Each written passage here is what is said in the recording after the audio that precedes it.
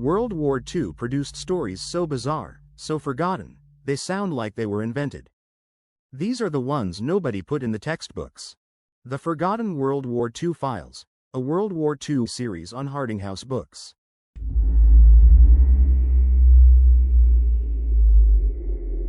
You know, World War II is full of stories you think you know, but there are thousands more that just never made it into the history books.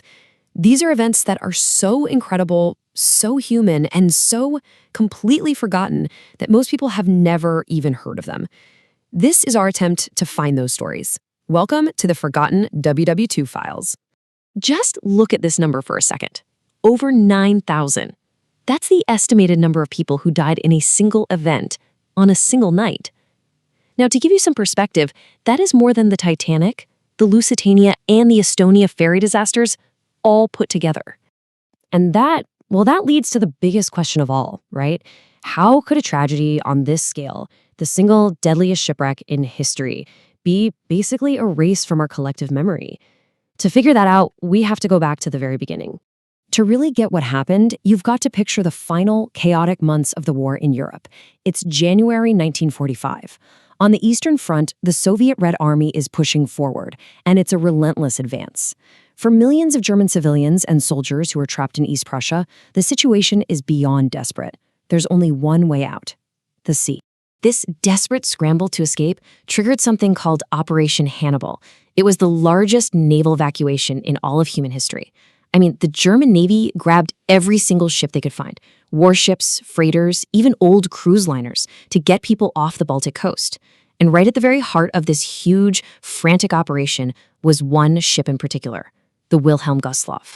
This ship, well, it had two totally different lives. Before the war, the Wilhelm Gustloff was a real showpiece for the Nazi Strength Through Joy program. Think of a modern, almost luxurious cruise ship. It was a propaganda tool meant to project this image of a happy, classless Germany.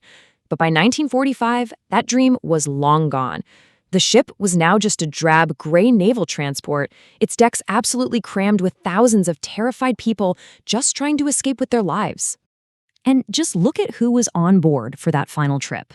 Now, the official lists were a mess because of the chaos, but researchers and survivors pieced it together. The ship was designed for maybe 1,900 people, tops. That night, it was carrying over 10,500. The huge majority were civilians, thousands of them women and children. But it also had over 1,000 military personnel on board. And that fact, well, that would become tragically important. So on the afternoon of January 30th, 1945, the Gustloff pulls out of port and sails into the freezing Baltic night. And on the bridge, a couple of decisions were made that, in hindsight, were absolutely fatal. The captain chose a deep water route, one known to be patrolled by submarines. And then, he ordered the ship's navigation lights turned on, basically painting a giant target in the darkness. And who saw that light? This man, Alexander Marinsko. He was the commander of the Soviet submarine S-13. Marinsko was a good captain, but he was also a troubled one. He was actually facing a court-martial for drinking and other discipline problems, so he desperately needed a big win to save his career. That night, he found it. At 9:16 p.m., Marinsko gave the order. From less than 700 meters away, the S-13 fired 4 torpedoes. One of them actually jammed in the tube, but the other 3 sliced silently through that icy water and slammed right into the Gustloff's side. The impact was just catastrophic.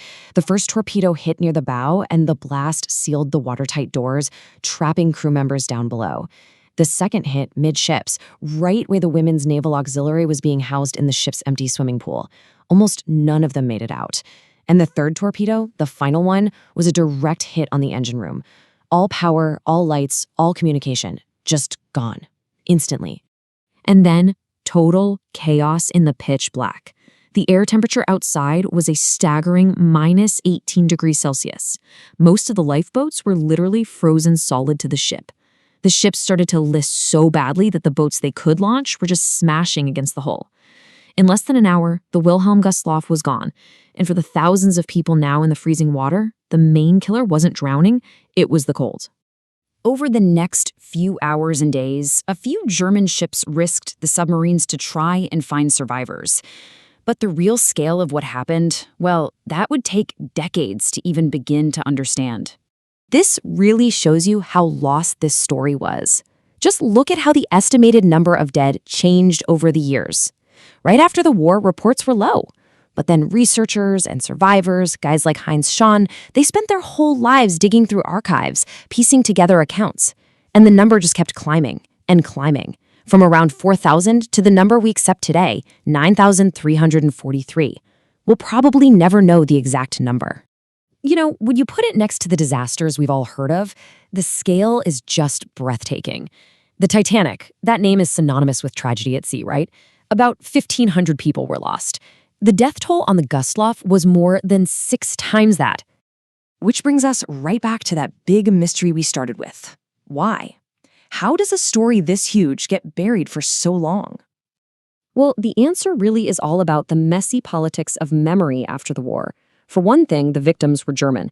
And at the end of a war that Germany started, there wasn't a lot of global sympathy for German suffering.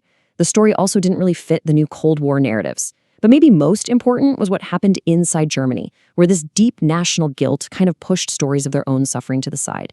And you have to remember the legal reality. The Gustloff was armed, it was transporting troops, it was a legitimate military target. That complicated things.